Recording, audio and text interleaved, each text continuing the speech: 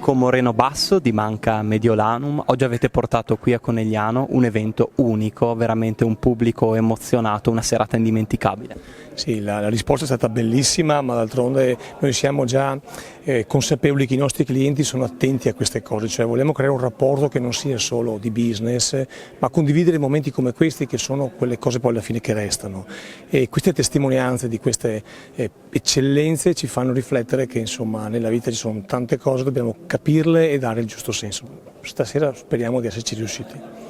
Stiamo attenti a questi segnali di queste eccellenze, perché secondo noi veicolano dei messaggi che sono trasversali e quindi vogliamo che questa positività arrivi nel cuore delle persone, ma perché? Perché è un modo per controbilanciare questi messaggi che vengono dati in questi tempi, in questi giorni e purtroppo ci condizionano, come dicevo prima. Ecco, dobbiamo riuscire ad alzare lo sguardo, cercare di alzare lo sguardo, riscaldare i cuori e insomma questo è il nostro obiettivo. Con il sindaco di Conegliano, Fabio Chies, Conegliano può ospitare grandi eventi come quello di questa sera. Ma assolutamente sì, abbiamo ripreso la stagione teatrale con l'inaugurazione ieri sera, riaprirà il cinema entro i primi 15 giorni di dicembre, veramente un Conegliano che guarda al futuro con molta serenità. È una serata eccezionale come è stato l'anno scorso con Patch Adams, quest'anno con Simona Azzori, dopo sentire le sue parole, sentire la voglia di vivere, sentire cosa vuol dire guardare sempre avanti nonostante le difficoltà ed anzi sorridere sempre alla vita ed essere sereni, come ha detto lei, è stata una lezione di vita per tutti noi che magari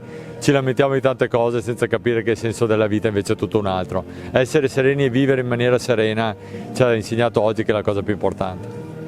Assessore Colombari, lei che si occupa di politiche sociali, questa sera ha visto una testimonianza importante. Banca Mediolanum, la Fondazione Mediolanum hanno dato la possibilità questa sera di assistere a questo bellissimo spettacolo alle associazioni che fanno parte del mio referato, associazioni che si occupano del mondo della disabilità. Siamo vicino al 3 dicembre, il 3 dicembre è la giornata internazionale della disabilità e appunto ci piacerebbe sempre dire che non esistono le disabilità e con l'interpretazione, con comunque tutto quello che ci ha detto Simona Azzori questa sera si capisce che appunto la forza di volontà può veramente muovere le montagne.